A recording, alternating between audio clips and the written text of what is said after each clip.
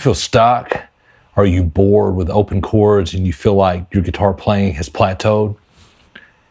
Here's the thing. In this lesson, I want you to understand that a G chord or whatever chord, think of it as a canvas that you can do so much. You can paint with so many colors. My name is Brandon. This is MyPOVGuitar. I help you learn to play guitar from your point of view, from the player's point of view. In this lesson, we're going to use Collective Soul's December and some other songs to show you that there are things that you can do if you're stuck and you think that you're just strumming and you think of each chord as just a way to get to the next chord. And all I can do, I know G, C, and D. That's all I can do. Slow down. We're going to teach you to slow down and how you can omit notes in chords, play them in certain patterns, and use this as a canvas and paint all kinds of pretty pictures with these open chords. So if you're stuck, if you're bored, this is the video for you. And of course, I'm going to show you from your point of view. If you're playing G, C, and D, you're probably getting bored and, there's only so much you're doing with it probably. I remember when I was there.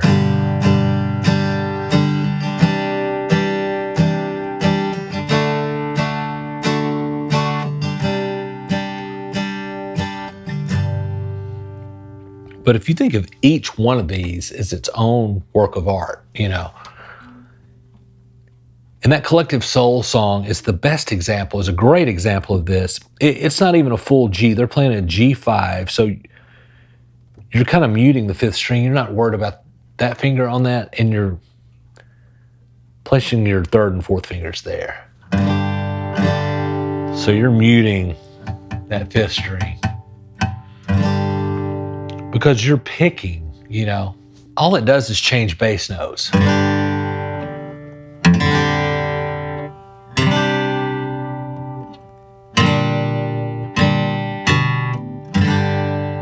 The beauty is in the right hand. You're playing that G5 and it's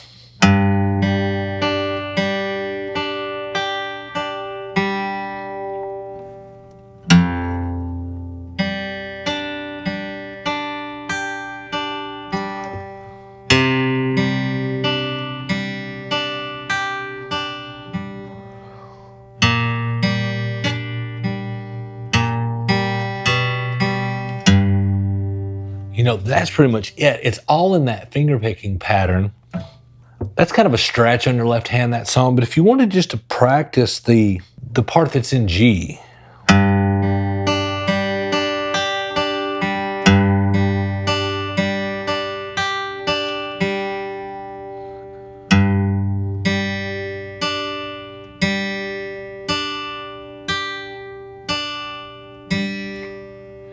I recommend taking the chords that you already know how to play and just playing around with it.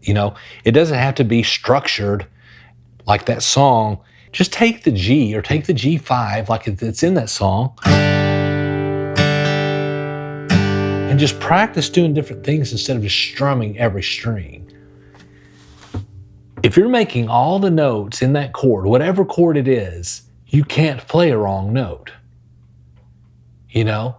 unless you're hitting an open string, say the top string on a C, when you're not supposed to hit it. But if you're strumming the notes and you're making your chord shape right, there's no right or wrong way to do that. If you wanted to go low then high, and maybe just pick a couple of notes.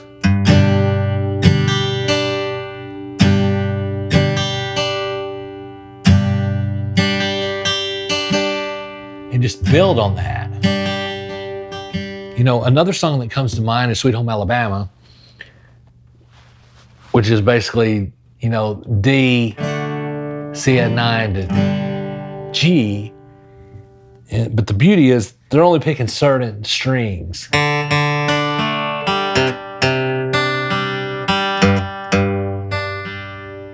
Right? That's it being strummed.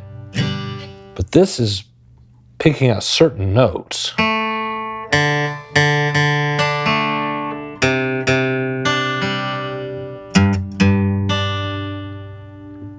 the point is to just, whatever chord you're playing, see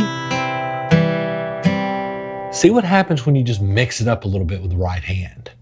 You know, and you can omit chord. You can omit certain strings. You don't have to play them all. Okay, that's a G major. Doesn't mean you have to play every one of them. A great example of a song that it's really simple to play as far as the chords that are involved, but they do a weird little thing on the chorus that makes all the difference, and that's Breakfast at Tiffany's, Deep Blue Something, you know?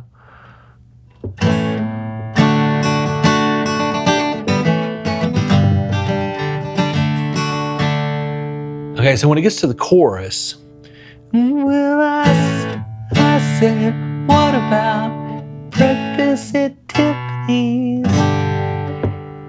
They hit that B note in that G chord first, and it might be the bass guitar doing it. It's a little delay on getting to that G note. I said, what about breakfast at Tiffany's? She said, I think I remember the film, and as I recall, I think we both kind of liked it. But it goes with that melody in the song, little things like that. It's actually just the G chord strummed from the 5th string down.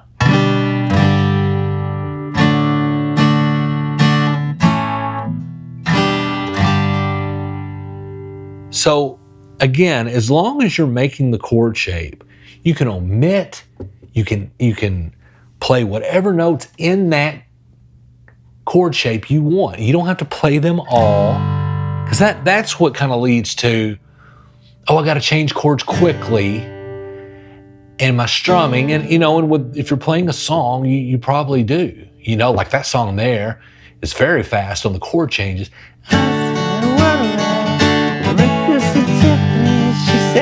So that beat of that G is kind of hard. But, you know, there's a lot of times I'll just make my G. If I'm in a hurry, I'll just hit that bass note, hit some of those strings open. I don't worry about my high notes if I'm changing out of it very fast. Or I might just do the ring finger, make my 2 Gs and just hit the whole thing, man, you know?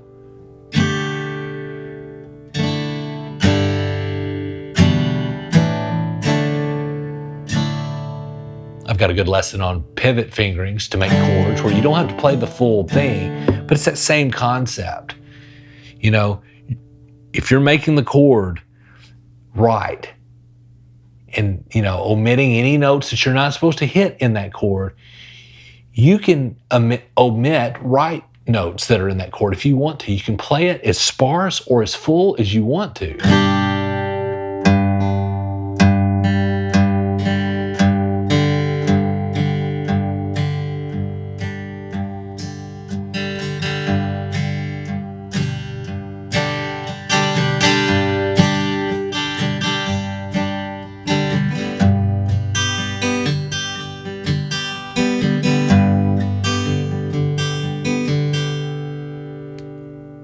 Anyway, just play around with one chord shape and just see how many different things you can do with your right hand to kind of make it interesting.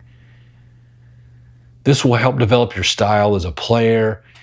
It will keep you from being discouraged if you're not moving fast enough as far as learning the neck or other chords.